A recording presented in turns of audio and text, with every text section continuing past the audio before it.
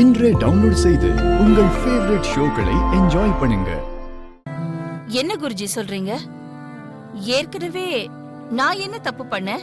அந்த வேலைக்கார பொண்ணு உங்க மேலயும் உங்க குடும்பத்து மேலயும் என்னதான் விசுவாசமா இருந்தாலும் நீங்க உங்க பரம்பரை செயினை அந்த பொண்ணு கழுத்துல போட்டு விட்டுருக்க கூடாது. அது நீங்க செஞ்ச பெரிய தப்பு.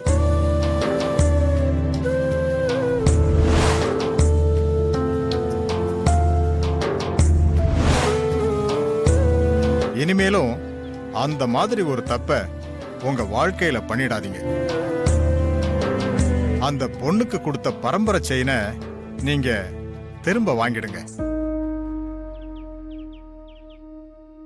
இன்னைக்கு அம்மா கிட்ட பேசி நம்ம காதலுக்கு சம்மதம் வாங்கி கொடுக்கறதா மாமா சொன்னார்னு சொன்னீங்க. அது நடக்குமா? நாம ஒண்ணு சேருவோமா?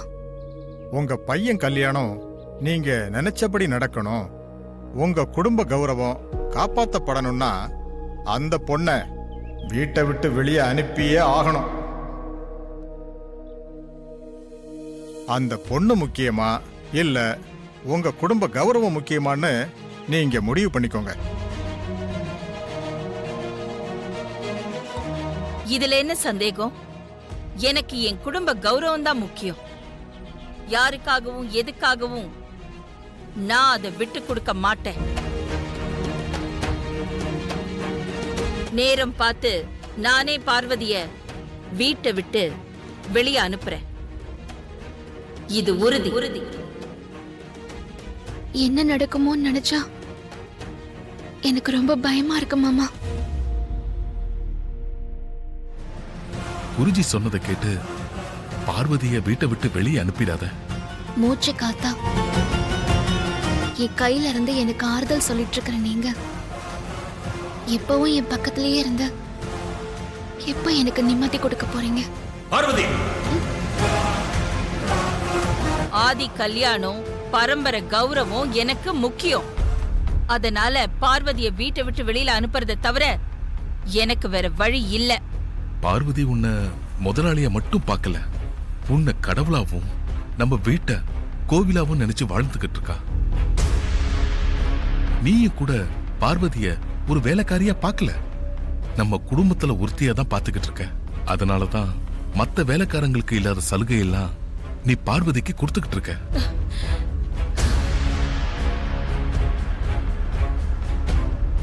நீ என்ன கோபமா பார்க்கறதால உன் மனசுக்குள்ள பார்வதி மேல பாசம் இல்லைன்னு சொல்லிட முடியாது. ஆஸ்பத்திரியில வச்சு இந்த தலையாணிய நான் உங்ககிட்ட இருந்து பிடுங்கி எரிஞ்சிருக்கணும். அப்ப விட்டு வச்சது தப்பா போச்சு. தலகாணிய கொடு. வேணாம்ப்பா, தலகாணியை மட்டும் விட்டுருங்க. தகுதிக்கு மீறி ஆசைப்படாத, அது ஆபத்துல கொண்டு போய் முடியும்னு நான் ஆரம்பத்துல இருந்தே சொல்லிக்கிட்டு இருக்கேன். என் பேச்ச கேட்காம நீ அதே தப்பா பண்ணிக்கிட்டே இருப்ப. நான் விட்டு வைக்கணுமா? முடியாது. உனக்கு ஒருத்தரை பிடிச்சு போச்சுன்னா அவங்க மேல பல மடங்கு பாசத்தை காட்டுறதும், பிடிக்கலன்னா அவங்க மேல பல மடங்கு வெறுப்ப காட்டுறதும் தான் உன்னுடைய சுபாவம். உன்னோட பாசத்துக்கும் நம்பிக்கைக்கும் பல மடங்கு தகுதியானவதா பார்வதி. அது உனக்கே நல்லா தெரியும். அப்படி இருக்கும்போது உன்னால எப்படி பார்வதியை வெளியே அனுப்ப முடியும்? குடும்ப கௌரவத்துக்காக என் உயிரையே கொடுக்க தயாரா இருக்கிற என்னால பார்வதிய வெளியில அனுப்ப முடியாதா என்ன? உன்னால அது முடியாத அகிலா. நில்லுன்னு சொல்றல. அப்பா, எனக்கு அந்த தலகாணி வேணும்பா, விடுங்க. உனக்கு எவ்வளவு தைரியம் இருந்தா நான் தூக்கி எறிஞ்சத வேணும்னு அடம்பிடிப்ப. வா வீட்டுக்கு வா. தயவு செஞ்சு என் கையை விடுங்கப்பா, விடுங்கப்பா. நான் சொல்லிக்கிட்டே இருக்கேன், திரும்ப திரும்ப அடம்பிடிச்சுக்கிட்டே இருக்க. வா வீட்டுக்கு. முடியாது, வேண்டாம்ப்பா, கையை விடுங்கப்பா. அப்பா விடுங்க, அப்பா.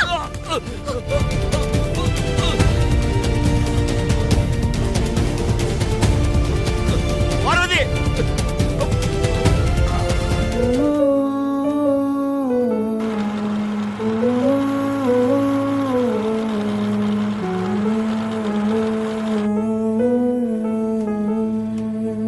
பார்வதி.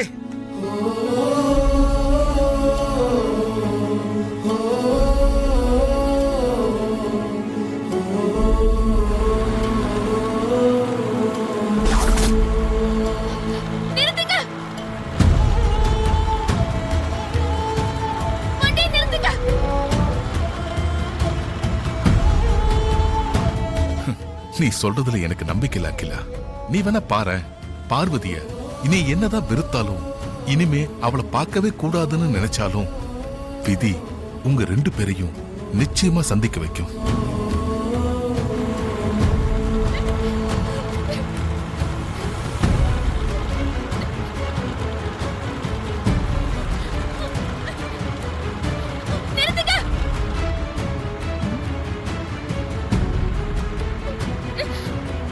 பார்வதி என்னங்க அங்க பார்வதி?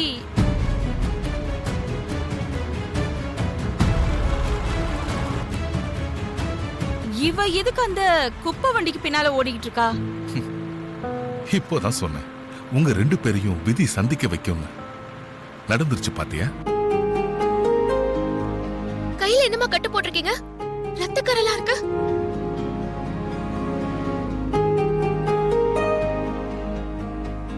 அது ஒண்ணும் இல்ல, போலாம்.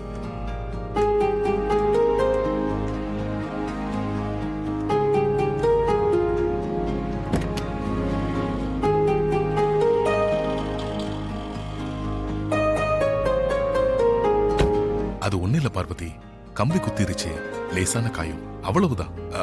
நீ வீட்டுக்கு போ.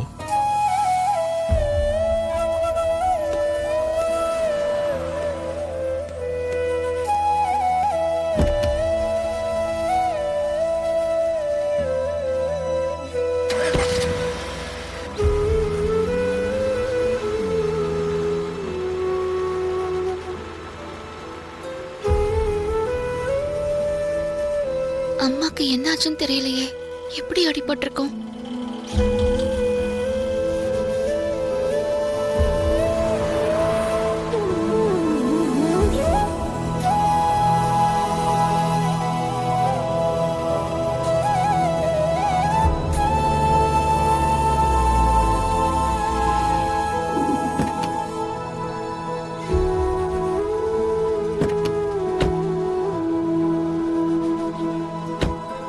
அகிலா, நான் சொன்னது நடந்துருச்சு பாத்தியா? என்ன சொன்னீங்க? என்ன நடந்தது? என்ன அகிலா, அதுக்குள்ள மறந்துட்டியா? உன்னையும் பார்வதியையும் விதி சந்திக்க வைக்கும்னு நான் சொல்லி முடிக்கிறதுக்குள்ள நீயே பார்வதியை பார்த்தல்ல. இத பத்தி நீ என்ன நினைக்கிற? இதுல நினைக்கிறதுக்கு எதுவும் இல்ல, பேசாம வாங்க. அகிலா, இப்படி சொன்னா எப்படி அகிலா? நான் என்ன சொல்ல வரேன்னா,